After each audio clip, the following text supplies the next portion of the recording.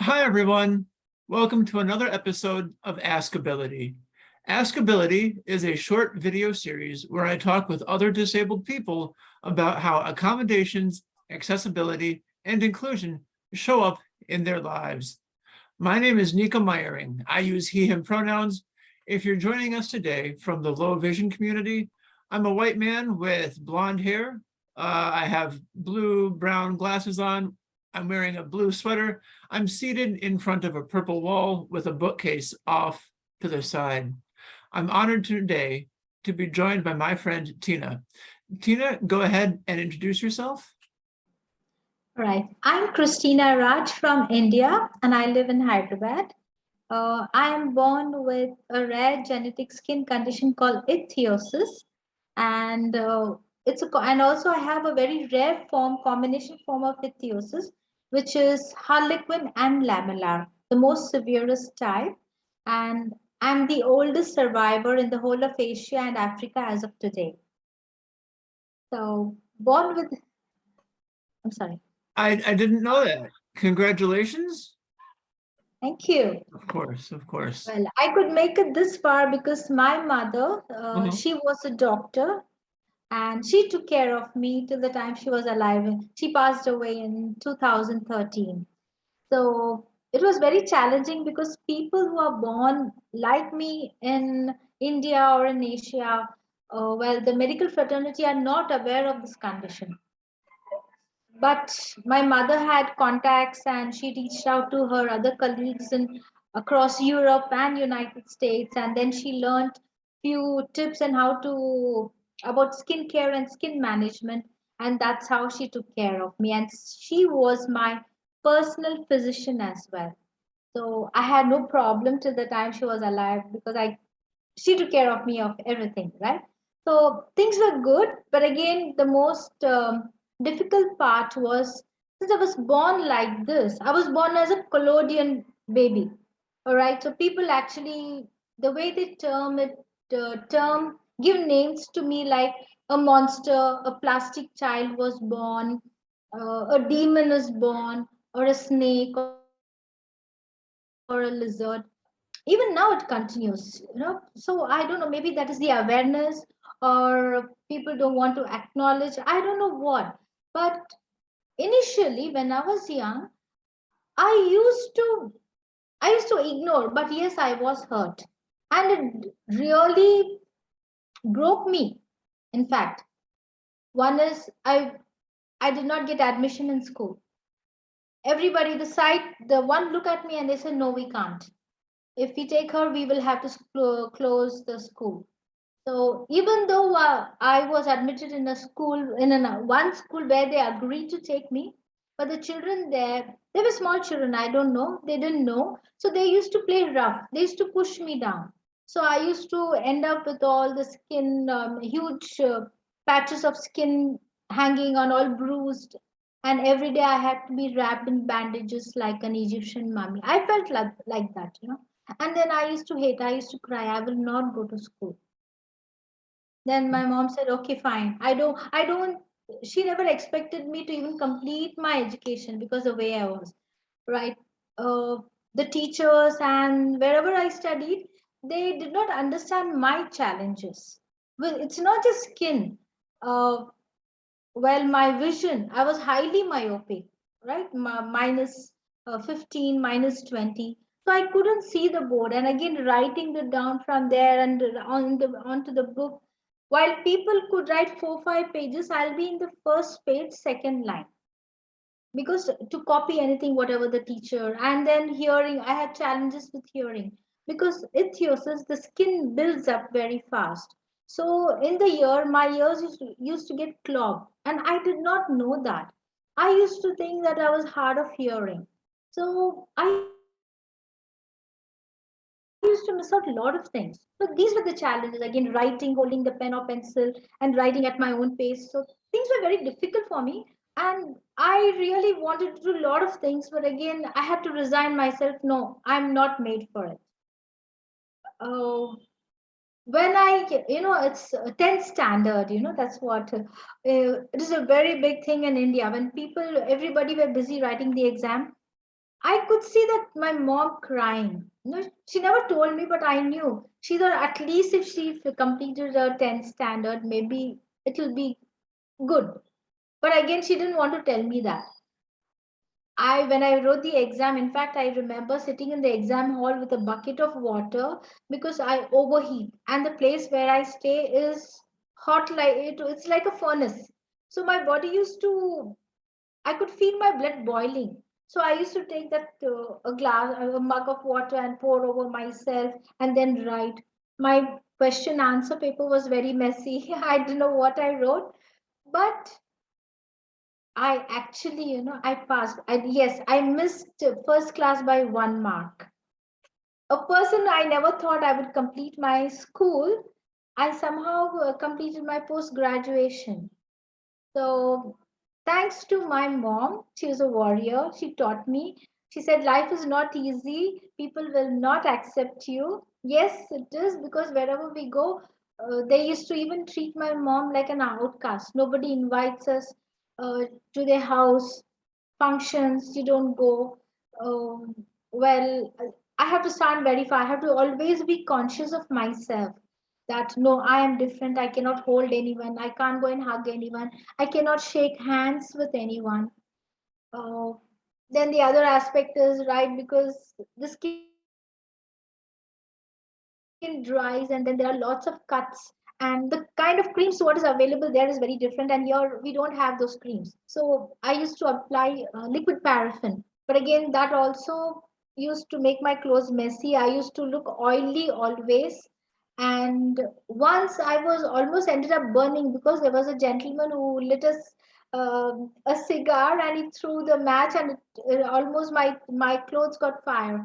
And my mom said, okay, no more liquid paraffin. So people don't understand when we try to tell them these are the challenges I face. I can't. Uh, my heart beats right. It goes very fast. So anyone shouts, I get anxious. So I don't like anyone shouting or loud. I'm not able to tell them. They won't understand. Oh, it's a problem only with you, and they start laughing. So I said I don't know how to explain. My heart rate goes fast, my pulse beats very fast. I can't help it. All right, now I am 55. I made it this far. But again, even now I feel my life is still a fight. And now, okay, I so long now I did, but now I am fighting for those people who are born here with rare conditions, with disabilities different, for us to be accepted. Yes, we are perfect with our imperfections. Please do accept us. uh, Allow us to allow us to live with dignity. That is all we ask, nothing else. Just be kind to us. Yes, there are a lot of things we do not match as per your this, but again, we do it as per our whatever whatever we can do. We give 100%, but again, please acknowledge that even we too are humans. Thank you for talking a little bit about your journey, your experiences, and what you're trying to do now. I think your mother would be very proud. Thank you so much. Tina, tell me, what access features or tools do you use in daily life, and how do they help you? Okay, so yes, I have even my vision because of my skin condition, my retina and cornea are damaged. I had a corneal implant, but again, still vision is just 30 or 40%. So even now I struggle. All right, okay. But again, I ensure that wherever I see the room is well lit, where whatever I do, right, I need to be in such places. But again, when I go out on the road, again, that's not under my control, right? So there the paths are uneven. Now, for example, 2 months ago, last month, I fell down in front of my apartment because the road is uneven and there are a lot of uh, stones. It is just littered with stones and bricks. I have been pleading with the society apartments society over here association to please have ensure that you clean that place because I cannot see. I have challenges walking. You all have a car, you all can drive. I cannot because my hands are greasy, I cannot hold. So I depend on public transport. So at least what I ask is, at least I want um, certain things to be at least made little viable for me so that I can uh, live like a person, normal person. Yes, absolutely. I hear you when you say that you have some access features like glasses that help you see a little bit better, but that you could also have other access features like clear walkways, smooth walkways that would help aid in your mobility and your ability to engage with your society. So I Sure. see you in that, definitely. That kind of answers my second question, which was what access features or tools would make the biggest improvement in your life and how? So you talked about how having better right of way and more inclusive public spaces would help you. Can you think of any other tools that you would ideally have that would help you live your best life? Uh, yes, for example, now wherever I go, I have challenges typing on the laptop. It's not that I'm not. Sometimes my fingertips they start bleeding because of the Sure. cuts, right? So I there's no tool as in such, but again, sometimes what I do is uh, I wrap around a rubber band around the fingertip so that it doesn't hurt my nails. And Okay. again, yes, I've grown my nails also because people think, all right, now your nails are all deformed and your fingers are deformed. So why the nails? They look at it, but again, I know it's they make fun of it like parrots beak. But Mhm. again, this helps me, right? At least it helps me from getting my fingers bruised because wherever I touch, immediately it starts bleeding. So the nails actually, they are like, it actually helps. Okay. That sounds very resourceful. So, although I wish you didn't have that problem, I'm glad you found kind of a solution. Does that make sense? Yes, I mean, there are a lot of things I do. I mean, I come up with, okay, this is works well with me. Okay, Mhm. this way I can do something. It is very resourceful, and it's proof that disabled people have to be resourceful to navigate worlds that haven't been built with us in mind. So, I see you in that. My third Thank you. question is, how are disabled people like you and me included or excluded in your community? Are there any people like yourself or any groups of people who are advocating for better inclusion? Oh, yes. Um, I formed a group in India for ichthyosis. In fact, yes, I uh, I was able to trace almost 30 people with a Really? similar condition, Okay. and I formed a support group. And in fact, I think I owe it to the first group in United States, Foundation for Special Skin Types, different Mhm. skin types and ichthyosis.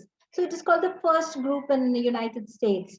So they, in fact, helped me connect with a few of them in Asia, Okay. and that's how we got together. And I formed a group. Now we have our own group on WhatsApp, and we also started a website only for people with ichthyosis in India. That is Center for Ichthyosis Related Members, India.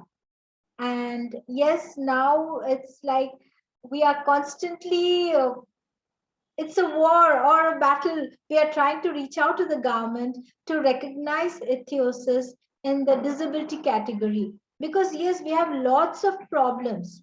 If I go out anywhere, I cannot stand for long because the sole of my feet has many cuts and it bleeds. So they think disability, okay, I have an invisible disability. You don't know, right? I have multiple, my every joint hurts, my bone hurts, but again, you think I'm fine, but again, always I am always in excruciating pain. So yes, this group, I formed a support group, Mhm. and I was able to track more children, and few of us help these children who are from well, the underprivileged families. They cannot afford basic white petroleum jelly and glycerine. So I buy that, and there's a couple of more people. We buy that and we share it with them. But again, I mean, we cannot go on for long, right? So I've been writing to the government to help these children because yes, their parents, they cannot afford food and buying medicine is impossible for them. So at least I know what I am going through, but I don't want these children to go through that. So some help from somewhere would really make a difference in their lives. And this is what we all are working towards it. I love hearing that you've taken your experiences and your skills and resources and you're building a better world for young people with ichthyosis and helping your community there. That reach out to 30 people, that's incredible. So Thank you. my hat is off to you. My last question is, how would you specifically benefit from better disability inclusion? Well, if ichthyosis is included and people accept us, it will actually give us more confidence. Sure.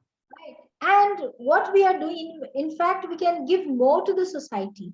And we can also reach out to the people, other people with other disabilities, because we relate, Right. right? So we need to be as a support system for each other and make this world a better place. And yes, people including us, giving us some sort of acknowledging us will make a lot of difference in our life. Absolutely. Thank you so much. Before we close today, I want to give you a chance to promote yourself, talk about any projects you've got going on, where people can find you online if they want to contact you. So this is your time to promote yourself. This is your soapbox. So where can people find you online? Okay, online. Well, my website is uh, www.cirmindia.org. That's my website, and you can find me there. And I am also available on Facebook, and I'm a part of the Ichthyosis group for the First Foundation, and also with UK Foundation, the ISG Ichthyosis Support Group. So I'm also part of that. Tina, thank you so much for sharing your story. I want to repeat that I think your mom would be very proud of you for helping other people. So I see you in your journey, and I'm glad we had this time together. Thank you for joining me. Thank you so much, Nico, and you have a wonderful day. All right, you too.